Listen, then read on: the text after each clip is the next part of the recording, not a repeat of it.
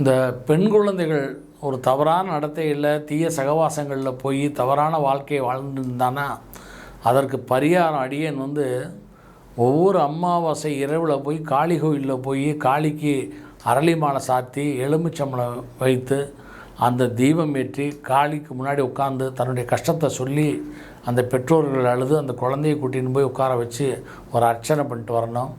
இல்லைன்னா அடியன் ஒவ்வொரு அமாவாசையும் பிரத்திங்கரா யாகம் பண்ணுறோம். அந்த யாகத்தில் இந்த மிளகாவத்தெல்லாம் போட்டு வேப்பெண்ணெயெல்லாம் கலந்து இந்த பெரிய யாகம் பண்ணுறோம்.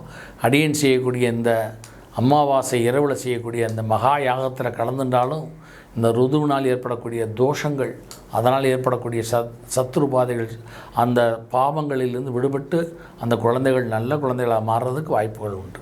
தை அமாவாசையை முன்னிட்டு 28ஆம் தேதி ஜனவரி செவ்வாய்க்கிழமை என்று இரவு அமாவாசை இருக்கிறதுனால அன்னைக்கு சென்னை கரையில் படப்பை உள்ள எலிச்சூர் கிராமத்தில் வச்சு அந்த நீர்நிலைக்கு அருகில் பிரத்திங்கரா கோயில் சன்னதி இருக்குது.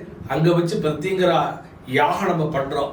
இது இப்போ யாகங்கள் ஏன் பண்ணுறோம் அப்படின்னு சொன்னால் யாகங்களில் தான் நம்மளுடைய பாவங்களெல்லாம் பொசுக்க முடியும். மற்ற நம்முடைய பாவங்கள் போகிறதுக்கு ரெண்டு வழி. ஒன்று தீர்த்த யாத்திரை ஸ்நானங்கள் மூலமாக பண்ண முடியும், இன்னொன்று யாகங்கள் மூலமாக தான் பாவத்தை பொசுக்க முடியும். அதுவும் இந்த அமாவாசை இன்னைக்கு இந்த கலியுகத்தில் இந்த அதர்வண பத்ரகாளி என்று சொல்லக்கூடிய அந்த பிரத்திங்கரா தான் கலியுகத்துக்குரிய தெய்வம். பாவங்கள் எப்பேற்பட்ட சத்துருபாதைகள் திருச்சி போகக்கூடிய தெய்வம். அன்றைக்கு இரவு பொழுதுல அந்த தை அமாவாசை இரவுல இந்த யாகம் அந்த நீர்நிலைக்கு அருகில அந்த பிரத்திங்கரா சன்னதிக்கு அருகில இந்த யாகத்தை பண்ணும் பொழுது இதில் யாரெல்லாம் கலந்துக்கிறாளோ அத்தனை பேருடைய பாவங்களும் பொசுக்கப்படும். ஒவ்வொரு யுகம் கிருதாயுகம், திரேதாயுகம், துவாபரயுகம், கலியுகம்னு 4 யுகம் இருக்கு. இதுல கலியுகத்துல கலியுக அதர்வண பத்ரகாளி, இதுல அதர்வண வேதம் தான் ஆட்சி பண்ணும். அப்போ அந்த அதர்வண வேதத்துக்கு தலைவி யாருன்னா பிரத்திங்கரா.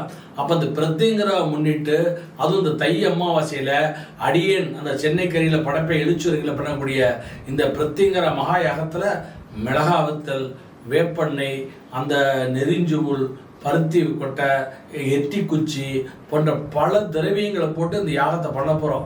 எதுவோ 108 திரவியங்கள், மூலிகை திரவியங்கள் நிறைய போட்டு பழங்கள்லாம் போட்டு பிரம்மாண்டமாக அஷ்டபைரவர், அகோரமூர்த்தி, வீர சரபேஸ்வரர், ஆபிச்சார கணபதி, அந்த ஆபிச்சார ஏவல் பில்லி சூன்யம்லாம் போடணும் இல்லையா, இதுக்கு ஆபிச்சார கணபதி ஃபஸ்ட்டு திருஷ்டி தோஷங்கள் இருக்கு. பிரத்திங்கரா யாகம் ஒரு பிரம்மாண்டமாக நடக்கிறது. உடனே புக் பண்ணுங்கோ.